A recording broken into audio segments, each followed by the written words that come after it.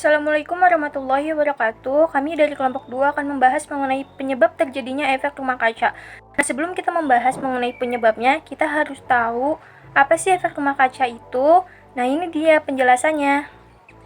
Efek rumah kaca merupakan istilah yang digunakan untuk menggambarkan bumi, di mana panas matahari terperangkap oleh atmosfer bumi. Gas-gas di atmosfer, seperti karbon dioksida, dapat menahan panas matahari, sehingga panas matahari terperangkap dalam atmosfer bumi. Selain itu, gas-gas yang berkontribusi pada efek rumah kaca antara lain uap air, metana, ozon, nitrus oksida, serta klorofluorokarbon dan hidrofluorokarbon. Gas-gas inilah yang mengakibatkan sebagian panas yang harusnya dipantulkan permukaan bumi diperangkap oleh gas-gas rumah kaca di atmosfer. Hal tersebut merupakan alasan mengapa bumi menjadi hangat dari tahun ke tahun.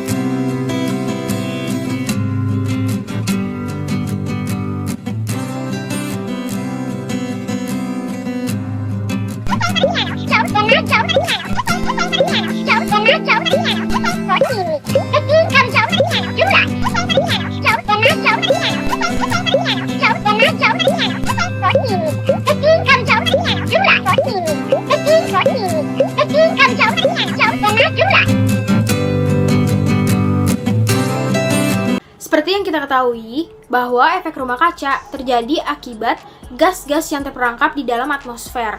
Nah, gas-gas ini terbentuk antara lain dari beberapa aktivitas manusia sebagai berikut. Penyebab yang pertama yaitu penebangan liar dan pembakaran hutan. Seperti yang kita ketahui, tumbuhan sangat bermanfaat untuk mengurangi efek rumah kaca karena tumbuhan melakukan fotosintesis yang memerlukan karbon dioksida dan uap air. Dengan maraknya penebangan liar dan pembakaran hutan, maka hal ini akan menjadi penyebab meningkatnya efek rumah kaca. Jika hutan dibakar, akan menghasilkan karbon dioksida. Gas inilah yang nantinya akan terperangkap di dalam atmosfer sebagai penahan radiasi sinar matahari. Yang kedua, penggunaan bahan bakar fosil secara berlebihan. Contohnya seperti penggunaan batu bara dan minyak bumi yang terlalu berlebihan akan berdampak pada kualitas udara yang buruk, di mana mengakibatkan meningkatnya konsentrasi gas emisi rumah kaca di atmosfer. Penggunaan bahan bakar fosil ini memproduksi hampir sepertiga karbon dioksida di udara, dan juga gas lainnya seperti metana, nitrogen oksida, karbon monoksida, dan lain-lain. 3. Pencemaran laut.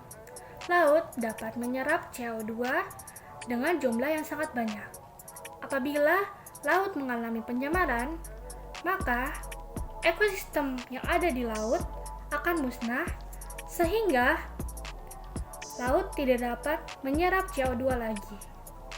4. Industri pertanian. Penggunaan pupuk non-organik ternyata membawa dampak buruk bagi lingkungan. Penggunaan pupuk tersebut bisa menghasilkan gas rumah kaca berupa nitrus oksida yang nantinya dilepas ke udara. Nomor 5, industri peternakan. Limbah industri peternakan seperti kotoran sapi ternyata bisa menghasilkan gas rumah kaca berupa CO2 dan metana atau CH4.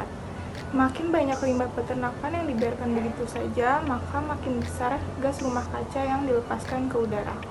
Yang keenam atau yang terakhir ada limbah rumah tangga.